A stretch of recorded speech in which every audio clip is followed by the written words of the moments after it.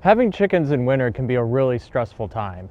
They need to still eat, they need to keep warm, they need to have areas to go to scavenge and forage. They need all of the summer luxuries that they normally would require, but in winter. And so it can be shocking and surprising when your chickens suddenly don't lay as many eggs as they used to when they were when, well folks, looks like I'm gonna have a cleanup job after this. I'll be right back. Anyways, before I got interrupted, the point that I was trying to get across is that chickens are going to go through a natural process called molting, where they're going to be naturally shifting priorities in their bodies from making eggs to building feathers. And that natural process is something that you really can't do much about because it's just a natural process of the chicken's life cycle. It's like if you and I were to take showers every day, but we don't use any soap, we don't use any exfoliation, we don't do anything except just let the water rush down our back. Yeah, it kind of cleans the skin, but you're also leaving a lot of damaged skin on top, like deep in your layers and everything. And if you don't exfoliate, if you don't take care of your skin, obviously you're gonna eventually get stinky, and then you're gonna wonder why everybody's looking at you funny whenever you try and approach people. That same thing happens with chickens, sorta, kinda. So when they go through their molting phase, their feathers are gonna become like old and not able to keep themselves as warm, right?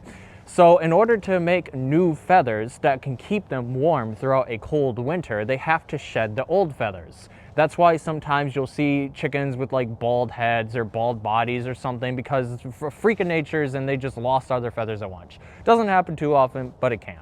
But my point is that in order to speed up the process of molting is effectively speeding up the process of you getting your chickens back into the egg production phase, because they're too busy molting their feathers and regrowing new feathers to bother focusing on creating and laying eggs right now.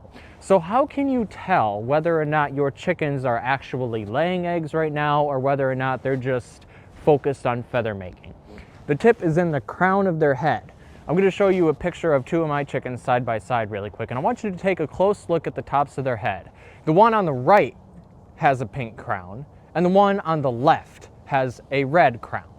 The difference between these two crowns is that the red crown indicates that that chicken is not molting, she is laying eggs, and then the pink one indicates that she's currently not laying eggs and that she is molting, or she's stressed or something else is going on. But molting is a stressful part of a chicken's life cycle anyways, so if your chicken's head is pink, they're not laying eggs. If it's red, they are laying eggs. And in the wild, in nature, that makes sense too, because a bright red crest means that a rooster knows that that hen is fertile, so the rooster will want to mate with that hen, so because she is laying eggs, you know, so that way he doesn't waste resources on a hen that's not laying eggs, yada, yada, yada. So how can we speed up this molting process to get your chickens back into the egg-laying stages of their life cycle and minimize the downtime that they experience when they're going through their feather molting phase? Well, first and foremost, you can give them 2 or 3 times the amount of food that you would normally be giving them. Why is this? Because one, they need all the protein that they can get because feathers are unbelievably protein dense to grow, but also because look around me. There is snow everywhere around me. You don't see any mosquitoes, you don't see any flies, you don't see any bugs anywhere. Bugs are just not going to be as abundant in winter as they are in summer. So your chickens can't afford to be going around looking for bugs because there ain't any. Now, if you want to, you can get some grub larvae, like some freeze-dried larvae of flies or whatever, and you can throw them along paths that you shovel, and your chickens can forage for bugs that you personally throw out for them. But other than that, they really do need to have a higher protein diet. They need to be out more. They need to do basically fun summer things, despite the fact that it's winter, despite the fact that they're molting, right? So that's going to bring me to my next point, is that you can see behind me, I have shoveled pathways for my chickens to travel. Now, granted, you don't have to do this. This is not a mandatory requirement by any means. But a week ago, we had a lot of snow. I'm talking about like the snow genuinely came up above my bench, like over a foot high. It was ridiculous. So I had to shovel snow pathways for my chickens, otherwise they would just be stuck in the run. And I personally don't think that it's a very fun thing for them to just be stuck in the run.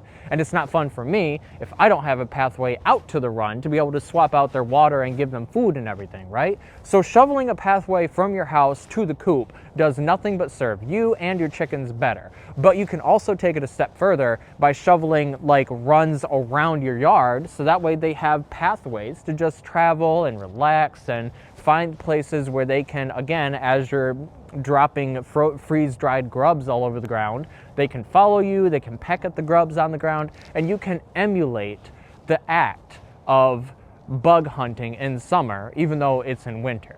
The next thing that you can do to help your chickens get through the molting phase is provide a lot of water. Because if they're going to be eating a lot, they're going to be drinking a lot. And unfortunately, in winter, the water is obviously going to be freezing and your chickens can't drink ice.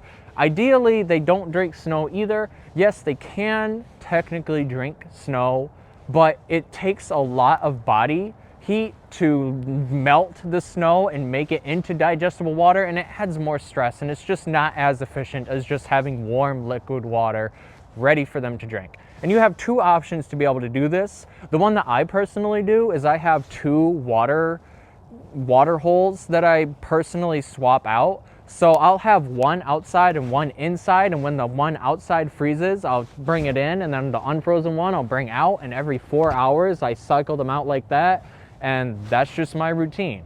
But you can also opt to have like a heater inside of your water, so that way it constantly keeps the water at a, like room temperature or whatever. I'm not the biggest fan of that because one, it tends to be battery powered. Two, I can't really trust a device that, you know, may have plastic, or, you know, it might be glass, or what if it shatters or something, you know. I just can't really trust a device to artificially heat water when I could just continue doing what I'm doing, which is rotating out the water that's being naturally heated in my house anyways.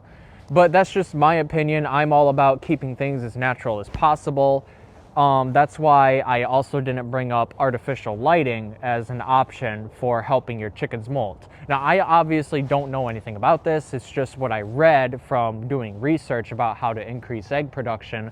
But allegedly, if you increase the light, like if you have like a big spotlight in your backyard or in the coop or something, and you extend the daylight hours that your chickens are able to run around, like something in their biology, I guess, makes it so that they either don't molt or they go through their molting phase faster. I don't know what the science is behind artificial lighting, okay? I'm just gonna be straight up with you on that. That's why I don't do it, because I don't know, and I don't like the idea of messing with my chickens' natural life cycle. So that's why I personally don't do the artificial lighting.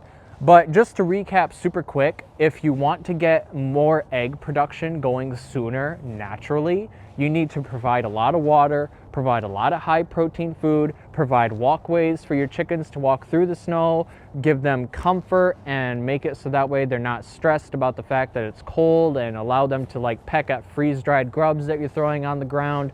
You can cuddle them, you can play with them if they allow you to do that. There's a lot of things that you could do, but ultimately the baseline is that you need to make sure that your chickens are as fed, as watered, and as comfortable as possible. And all things considered, you should be able to get your chickens back into full production within probably 6 weeks if you keep up everything that I mentioned in this video.